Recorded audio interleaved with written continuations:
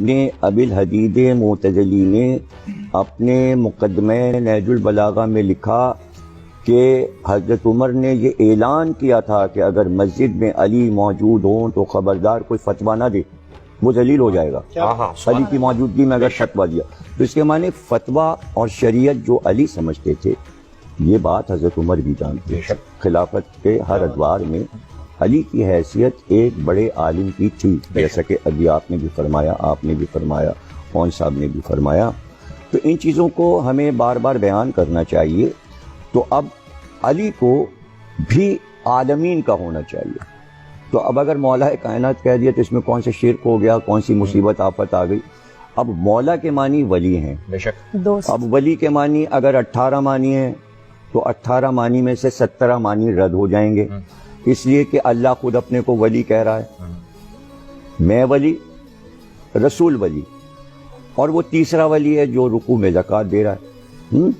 تو اللہ جب ولی ہے تو اب 17 معنی ولی کے نہیں ہوں گے، ایک ہی معنی ہوں گے۔ جو اللہ کے لیے ولی ہوگا وہی رسول کے لیے ولی معنی ہوں گے اور وہی علی کے لیے ہوں گے۔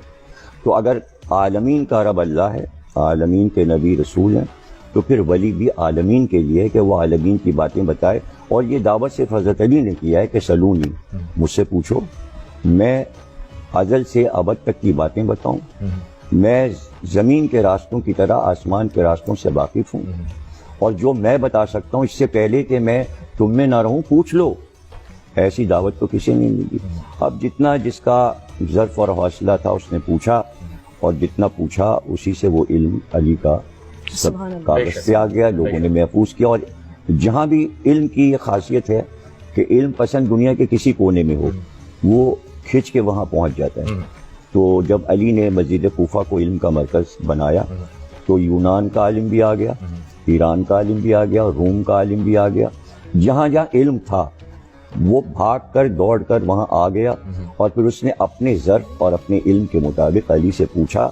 اور آج وہ علم اتنا ہے کہ اب آپ کو دیکھیں کہ نہج البلاغہ کو 23 جلدوں میں شرح کے ساتھ ابن ابی الحدید معتزلی میں 200 250 جلدیں علی کی سوانح حیات پر عربی فارسی میں لکھ دی گئی ہیں۔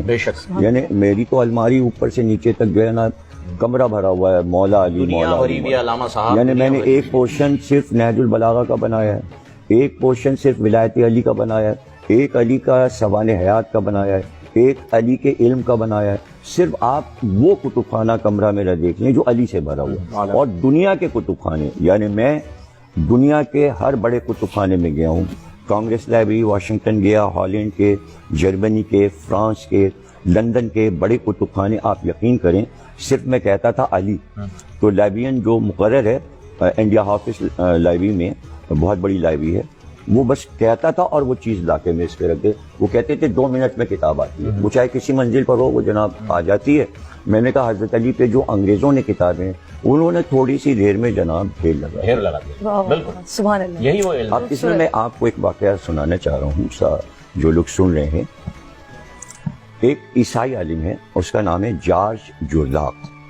ابھی عدل پہ بات کر رہے تھے مولانا، تو اس وقت مجھے یہ بات یاد آئی۔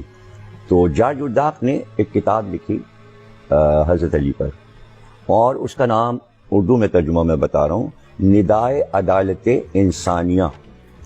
ابھی مولانا نے حضرت عمر کا ایک واقعہ سنایا کہ وہ صرف اسلام کے فیصلہ کرنے والے نہیں بلکہ کائنات کے ہیں۔ بے شک۔ تو اس نے یہ لکھا کہ علی عدالت انسانی پہ فیصلہ کرنے والے، یعنی آواز آ رہی ہے انسانی عدالت میں علی علی، وہ اس نے لکھا۔ وہ پبلشر کے پاس چھاپنے کے لیے لے گیا، تو اس نے کہا بھائی کاہے پہ لکھا؟ اس نے کہا حضرت علی کا نہیں تو مسلمانوں کے خلیفہ اور امام ہیں، تم نے ہم کیوں چھاپیں؟ عیسائی پبلشر نے کہا۔ تو وہ کئی جگہ گیا اور کتاب نہیں چھپ پائی۔ تو وہ جس چرچ میں جایا کرتا تھا وہاں جا کے بیٹھ گیا اور اداس ہو گیا۔ اتنی دیر میں پادری چرچ کا باہر نکلا، اس نے کہا جارج جرداق بہت تم اداس بیٹھے ہو۔ تو اس نے کہا میں نے کتاب لکھی تھی، کوئی چھاپنے کو تیار نہیں ہے۔ تو پادری نے کہا کس موضوع پہ لکھی ہے؟ اس نے کہا میں نے حضرت علی پہ کتاب لکھی ہے۔ تو پادری نے کہا تم نے حضرت علی پہ کیوں لکھی کتاب؟ اس نے کہا میں نے جب کتابیں دیکھی تو میں نے دیکھا کہ عیسائیوں پر علی کے کچھ احسانات ہیں، میں نے اس احسان کو اتارنے کے لیے علی پر کتاب لکھی ہے۔ تو کہا سب نے منع کر دیا؟ کہاں؟ وہ اندر گیا اور کچھ پیسے لے کے آیا اور اس نے کہا بھائی یہ چرچ کے پیسے ہیں، اس سے تم کتاب چھاپ لو، جب تمہاری کتاب بک جائے تو تم چرچ کے پیسے واپس کر دینا، لیکن کتاب چھاپو گے۔ اس کی کتاب چھپی، 123 ایڈیشن اس کے کتاب کے آئے، پھر اس کا ترجمہ جرمنی میں ہوا، پھر فرینچ میں ہوا، پھر ایران میں ہوا، عربی میں اس کا ترجمہ بار بار ہوا، اور اس کے بعد جب عراق کتاب پہنچی تو اس دور میں آیت اللہ محسن حکیم صاحب تھے، انہوں نے اپنے طلباء سے کہا کہ اگر تمہارے پاس پیسے نہیں ہیں تو کپڑے بیچو اپنے اور یہ کتاب خرید کے پڑھو۔ اس کا صرف ایک جملہ پہلے باب کا میں سنا رہا ہوں۔ باب شروع کرتا ہے، وہ کہتا ہے، ایسے وہ بڑے انوکھے انداز سے ہر باب کو شروع کرتا ہے۔ پہلے باب کو شروع کرتا ہے، کہتا ہے کیا تم نے دنیا میں کوئی ایسا حاکم بھی دیکھا کہ رات کو وہ نہیں سویا جب تک اسے یہ یقین نہیں آ گیا کہ ہمارے پورے ملک میں کوئی بھوکا نہیں سویا؟